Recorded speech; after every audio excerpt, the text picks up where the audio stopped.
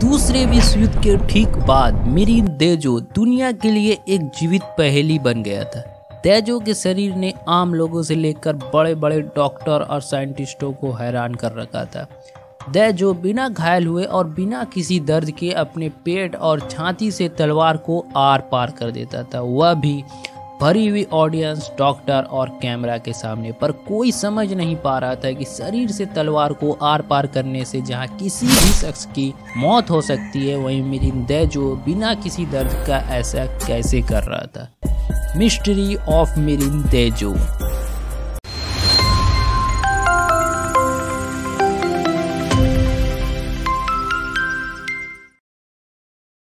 Netherlands के शहर Rotterdam में 6 अगस्त 1912 को जन्म हुआ एरलैंड गैरिट हैंक्स का।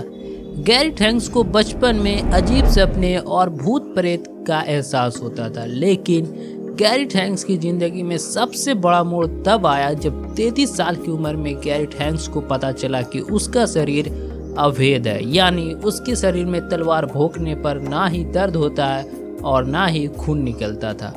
इसके बाद गैरिट हैंक्स, जो कि उस समय कलाकार और डिजाइनर था, उसने अपनी नौकरी छोड़ दी और नीदरलैंड की राजधानी एम्स्टर्डम चला गया, जहां उसने अपनी चमत्कारी कला का प्रदर्शन लोगों के सामने करने लगा। हैंक्स ने अपना स्टेज नेम मिरिन देजो रखा, जिसका एस्पेरेंटो लैंग्वेज में मतलब चमत्कार होता है।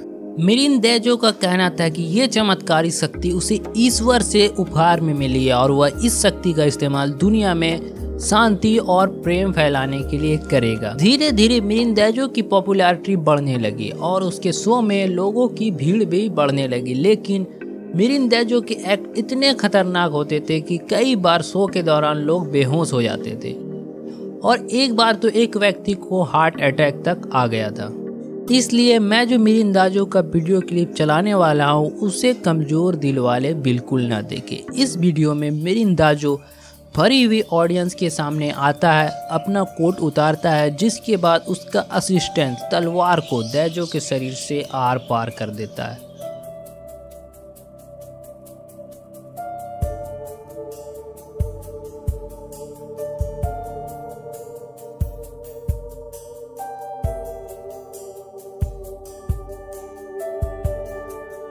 पर देजो को ना किसी तरह का दर्द होता है और ना ही खून निकलता है।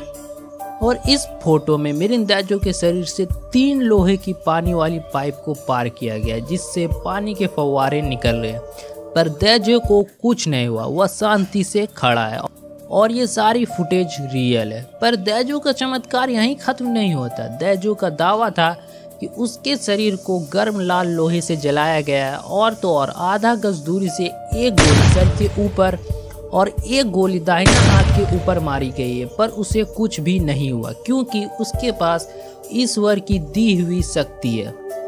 मिरिन देजो के असिस्टेंट का दावा था कि देजो के पास फरिश्ते हैं जो उसे बताते हैं कि शरीर के साथ क्या करना है और कैसे करना है। 1947 में मिरिन देजो को ज्यूरिक कैंटोनल हॉस्पिटल में डॉक्टर और पत्रकारों द्वारा बुलाया गया था, ताकि डॉक्टर जांच कर देख सके कि देजो जो कर रहा है उसमें कोई मैजिक ट्रिक तो नहीं। डॉक्टर के सामने देजो के शरीर में तलवार भोंका गया। उसके बाद उसे एक्सरे रूम में ले जाया गया, जहां देजो के पेट का एक्सरे किया गया, जिसमें साफ नजर आ रहा है कि तलवार देजो के शरीर को छेद कर आर पार हो गया। तो क्या सच में देजो के पास चमत्कारी शक्ति थी? इसका जवाब है नहीं।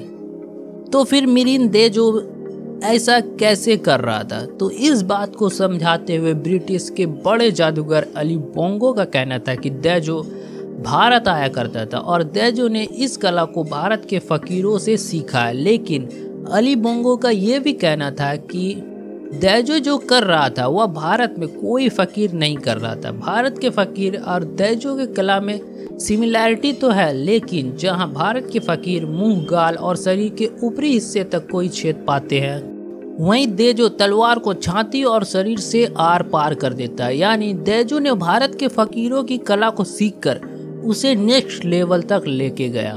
अगर देजो के कला को साइंटिफिक तौर पर समझे तो ये इसी तरह जिस तरह कोई व्यक्ति कान या नाक छेदवाता है। सबसे पहले मिरिन देजो को हिप्नोटाइज कर उसे बेहोश कर दिया गया। उसके बाद बहुत ही सावधानी से उसके शरीर को पतले नोक वाले तलवार से भोंका गया होगा, जिसके बाद शरीर से खून निकला होगा, लेकिन उसका इलाज कर उसको पूरी तरह ठीक कर दिया गया होगा और तलवार के भोंके गए जगह पर धातु के किसी छड़ को डाल दिया गया होगा ताकि छेद बन ना हो। और दैजो ज़्यादातर वक्त उस धातु के छड़ को शरीर में डाले रखता होगा और जब वह शो दिखाने जाता होगा तब वह उसे हटा लेता होगा। इसलिए दैजो को शो के दौरान तलवार भोंका जाता था तो उस समय खून नहीं निकलता था। और दैजो ने प्रोफेशनल असिस्टेंट रखा था जो उसका पड़ोसी भी था, ताकि वह शरीर के उसी जगह तलवार को सावधानी से डाले जहां पर छेद पहले से बना हुआ है। लेकिन एक बात तो माननी पड़ेगी कि दैजो के शरीर में दर्द को सहने की कमाल की शक्ति थी। 1947 में ही दैजो ने अपना देश छोड़कर स्विट्जरलैंड आ गया। वहां के सरकार ने उसे शो करने का लाइसेंस दिया था, लेकिन शो के दौरान दैजो को बोलने पर पाबंदी लगा दी। 11 मई 1948 को दैजो स्टील की एक सुई निगल लिया था। लोगों के पूछे जाने पर दैजो ने कहा कि उसे ऐसा करने के लिए उसके देवदूत यानी फरिश्ते ने कहा। 13 मई 1948 को डॉक्टर ने सुई निकाल लिया और दैजो को ठीक होने के लिए आराम करने के लिए कहा गया। लेकिन 26 मई 1948 को दैजो की मृत्यु हो गई। पोस्टमार्टम से पता चला कि उसकी मौत महाधमनी के टूटने से हुई थी। और कहा तो ये भी जाता है कि दैजो ने जो सर पर गोली मारने का जो दावा किया था, पोस्टमार्टम में उसके सर पे ऐसा कोई भी निशान नहीं मिला। और हाँ, ऐसे ही वीडियो देखते रहने के लिए चैनल को सब्सक्राइब करें एंड लाइक करें। Thanks for watching.